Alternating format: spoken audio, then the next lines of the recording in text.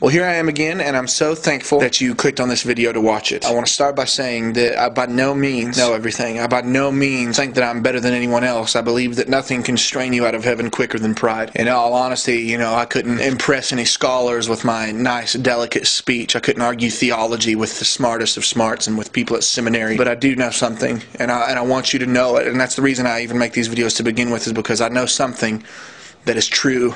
And it's something that I've got to get to you. And hey, if you feel like I'm preaching at you or to you in this video, I am. Many people have a hunger to hear teachers and preachers preach things that are extremely generic. But I found when you drive something very specific home, people in the end up getting offended. And a lot of times, if they don't get offended, they'll look to the people around them to see whose life does this fit in the best. Well, I think that person needs to do it, and that person for sure needs to do it. I know this specific person really needs to hear this, and they forget to see if they need to hear this. They don't even realize that they may need it infinitely more. So what I want you to ask yourself during this video is, does this message that he's bringing condemn me, or does it assure me of my pardon? And I encourage you to not become so busy with criticizing the messenger, or the way he talks, or the way he looks, or the way he always sounds so heavy all the time, or the way that he sometimes sounds mean. Don't be so busy criticizing those things that your own soul perishes. Every word I'm about to tell you is from a place of love. I could make a video today telling you about how loving and how merciful God is, which He is.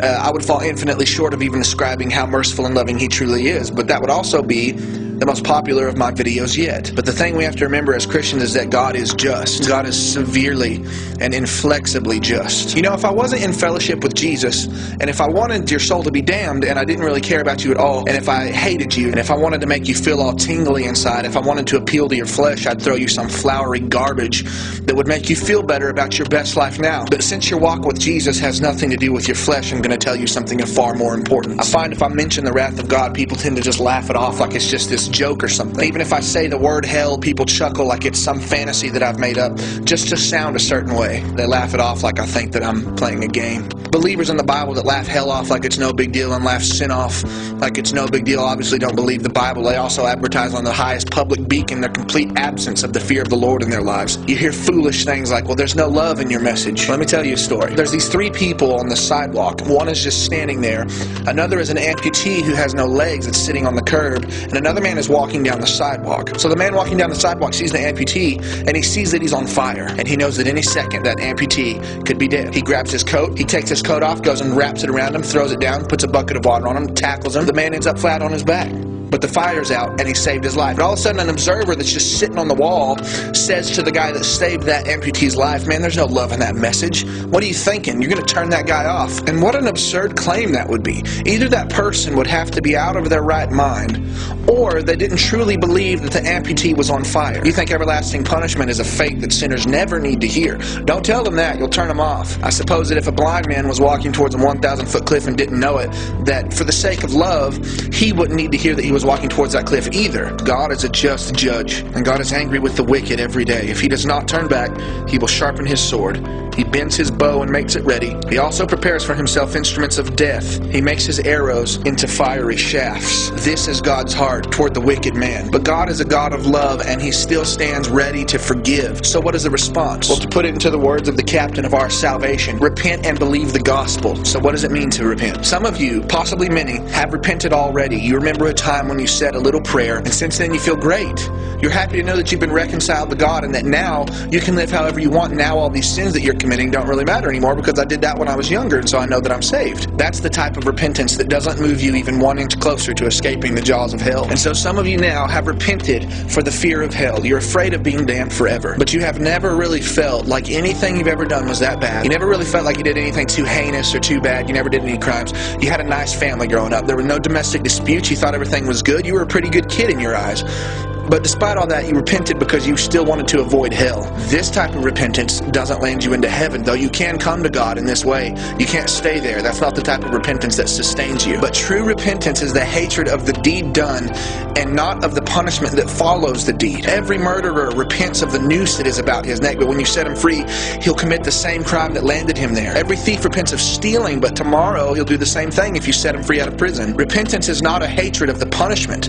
It's a hatred of the deed itself. sin is the deed that lands you hell, you gotta hate sin, not just hell. True repentance would happen even if there was no hell. Even if you thought there was no punishment for the sin you've committed, you'd still hate your sin. If you don't have this type of repentance, you will be lost. You may be the type of person that actually thinks they're doing God a favor by believing in His Son, but I tell you solemnly that your damnation is closer than it's ever been. Some of you watching this video would go to hell if you died tonight. Some of you are going to die years from now and you'll still go to hell. But your blood will be on your own head. And you won't be able to look to me and say, why didn't you say anything to me about this wrath that I'm under? The blame will be on you for damning yourself. You will be your own murderer. This video is here. No matter how ineloquent it is, no matter how much you disagree with it, it is a proper warning for you. If I didn't love you, I would just sit around my whole life and just do things for me and never do anything out of love for you, and I would never say a word to you, and I would never make one Facebook video, and I would die and go to hell, and your blood would be on my hands. And your blood would be on my hands. But life is too short to ignore warnings. And the day is coming when you will stand before God. A day is coming when you can't dodge the question, when all of your fingers will point back at you, and when everything you've ever done will be sorted out right before the eyes of the Almighty. Everything you've done that you are ashamed of, everything that you've hidden in the deepest and darkest parts of your heart will be seen more clearly and more brightly than ever on that day. Every idle word that you said will go before the judgment of God. You want to know why I really make these? I make these because I understand that I am going to stand before Jesus and He's going to judge me. And as much as I've scorned the word judge in my life, don't you judge me, that's judgmentalism. Don't do this, you don't know me. He's going to judge me. And He's going to judge me for every idle word. He's going to judge me for everything I did. And He would have judged me for not making use of what I had to try to reach people.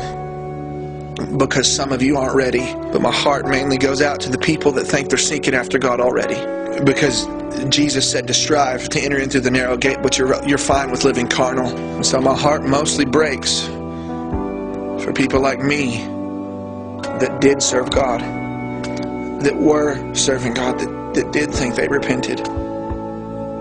People like me that are the church. They're Jesus Christ's body. They are His disciples. Yet there's no concern for the lost. And it's okay to live carnally all day long and to think carnal thoughts and let your flesh do whatever it wants to do. But they refuse to stop tolerating sin in their life, and they refuse to repent, and they live in a constant state of carnality and live in rebellion against God. And it's the carnal Christians that love the same things that the world loves, that's best friends with the world, that loves to laugh at the same things, that has a good time doing the same things. All of their affections are set on the same things. They're dark in the same ways, but they're church people. They tolerate the same things in their life. There's no heavy hand about sin. There's no burden for the lost. And Christians like that are the reason that God's name is blasphemed among lost people, because they think, I can serve a Jesus like that. He's cool with me living how I want to live. Because look, they just laughed at the same thing I laughed at. They just made a joke. They laughed at the worst joke that I know, the most vile joke I know. And look, they're here with me and they look exactly like me, but they're on their way to heaven. That's the reason God's name is blasphemed. But we have the ability to stand with boldness on that day of judgment. Those things that we are so ashamed of in the deepest, blackest parts of our heart will be wiped away forever. But we can never do it just by living good our whole lives. You never get there by just trying to do good deeds. But the blood of Jesus, if we repent and if we confess our sins, it'll wash us whiter than snow. He's so merciful towards us, and He will forgive us if we repent of our sins. If you refuse to repent, you refuse heaven. God's wrath, which is even now hovering over your head, will take you over.